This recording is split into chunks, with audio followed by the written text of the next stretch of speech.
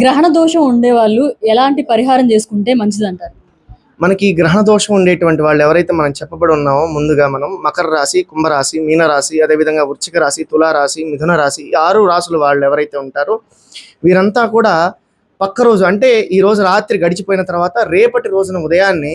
ఎక్కడైనా సరే ఒక శివాలయమో విష్ణాలయమో ఉంటే అక్కడ దానం తీసుకునే మంచి యోగ్యం కలిగిన స్వాములుగా ఉన్నట్లయితే మొదటగా మనం చేయవలసింది ఏంటంటే 1 కేజీంబావు బియ్యము, 1 కేజీంబావు మినుములు తీసుకోవడం. దాంట్లో ఆ యొక్క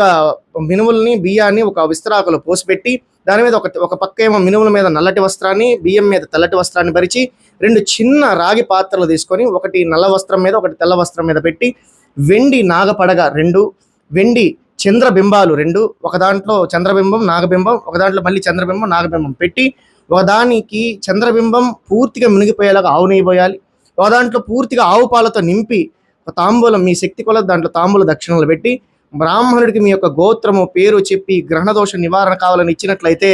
100కి 100% ఈ గ్రహణదోషం మీకు పూర్తిగా నివారణ అవుతుంది. 100కి 100% ఈ ప్రభావం మీరు తప్పించుకొని సంతోషంగా మీ జీవితాన్ని మీరు గడపవచ్చు అనేటువంటి సందేహమూ లేదు.